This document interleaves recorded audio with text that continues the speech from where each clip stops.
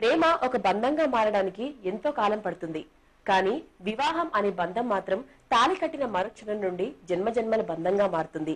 ఇంతటి పవిత్రమైన వివాహ బంధంతో ఒక్కటై వివాహ జీవితంలోని ప్రతి ఆనందాన్ని ఆశాంతం ఆస్వాదిస్తున్న ఆదర్శ దంపతులు ప్రముఖ హాస్య నటులు శ్రీ సుత్తివేలు గారు, వారి సతీమణి లక్ష్మి గారు ఈ రోజు మనతో ఉన్నారు.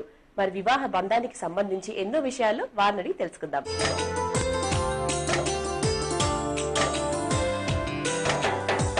వేలు గారు, లక్ష్మి గారు, నమస్కారం అండి. వివాహ బంధం కార్యక్రమానికి స్వాగతం. వేలు గారు, మంచి నటుడు కావాలి అని కలలు కని ఉంటారు. మరి పెళ్లి కూడా త్వరగా చేసుకోవాలి అని ఎప్పుడైనా కలలు కన్నారా? అంటే జీవితంలో స్థిరపడిన తర్వాత అప్పుడు చేసుకుందామని నేను అనుకున్నాను. అది నా చేతుల్లో లేకుండా పోయింది. అప్పుడు నేను వైజాగ్ లో నావెల్ డాక్ యార్డ్ లో పనిచేస్తూ ఉండేవాడిని. 27వ సంవత్సరంలో మేడుపేట రాధాకృష్ణ గారు రాసిన దైవశాసనం నాటకం, అందులో నేను విశాఖరావు వేషం. అప్పుడు మా ఫాదర్ ఒక లెటర్ రాశారు, ఇలా బెదవాడలో ఒక అమ్మాయిని చూసి వెళ్ళిపోదు కానండి. అప్పుడు డైరెక్ట్ ట్రైన్స్ లేవు, వైజాగ్ టు ఢిల్లీలో నాటకం. బెదవాడలో ట్రైన్ మారాలి, ఒక గంట టైం ఉంటుంది, గ్యాప్ లో వెళ్ళి చూసి వచ్చేద్దామని అన్నాను. ఇష్టం లేని వ్యవహారాలు, గడ్డం పెరిగి చొక్కా మార్చిపోయి నేను 7th ప్లాట్ఫారం మీద దిగాను. వీళ్ళు 6th ప్లాట్ఫారం మీద కూర్చుని ఉన్నారు మా ఫాదర్ వాళ్ళు. మిమ్మల్ని రిసీవ్ చేసుకుందామని. డ్రెస్ ఏమన్నా మార్చుకుంటావా అన్నాడు. చేసుకునే ప్రపోజల్ లేనప్పుడు మళ్ళీ ప్రిపేరేషన్ ఎందుకని అక్కర్లేదండి వెళ్ళాను. అలాగే రాత్రి 10 ఆ ప్రాంతాల్లో. సరే చూశారు, నా కోరిక ప్రకారం వాళ్ళు మళ్ళీ రాకూడదు. మర్నాడు వీరి ఫాదరు ఉమామహేశ్వరరావు గారని, ఆయన ఒక చక్రకేళి బుట్ట అవి వేసుకుని వచ్చేసాడు.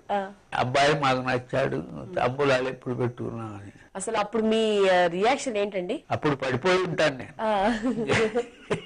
లక్ష్మి గారు, మరి మీరు చెప్పండి, ఆయన మీ ఇంటికి వచ్చినప్పుడు, అంటే మీరు ఆయన చూసినప్పుడు మొదటి మీ మనసులో ఫీలింగ్ ఏం కలిగింది? ఏమనిపించలే, పిచ్చేలాగా. ఇంత రాత్రి 10:30 అయిపోయింది కదా, నిద్ర టైము.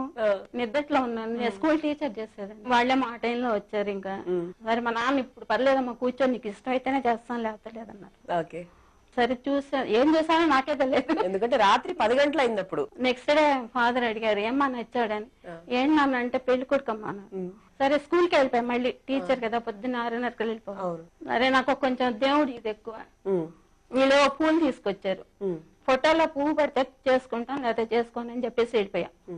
వచ్చి స్నానం చేసి పూలు పెట్టి దేవుడి దగ్గర కళ్ళు మూసుకొని తింటే ఫోటోలోంచి చేతిలో పువ్వు పడింది. సరే ఫాదర్ ఎర్లీ మార్నింగ్ 4కి లేచి ఊరు వెళ్ళాలి. ఇట్లా పెద్ద హాల్ అనమాట, పాక ఫాదర్ వాళ్ళు ఉండేది. లేచి ఇట్లా గుమ్మాలు ఉంటాయి కదా, దాని దగ్గర నుంచి ఉన్నాను. ఇంత పొడుగు పాము, పైనుంచి ఇంత పడికి పెట్టి చిన్న పాము అన్నమాట, సన్నగా ఉంది. ఇట్లా ఇట్లా అంటున్నది, నీకు పాము ఆశీర్వదించి వచ్చారట అని చెప్పారు, నువ్వు ఒప్పుకోమ్మ సంబంధం అని. అట్లా సెటిల్ అయిపోయింది. అలా సెటిల్ అయిపోయింది అనమాట. రెక్సోనా వివాహ బంధం విరామం. మరి వెళ్దామా?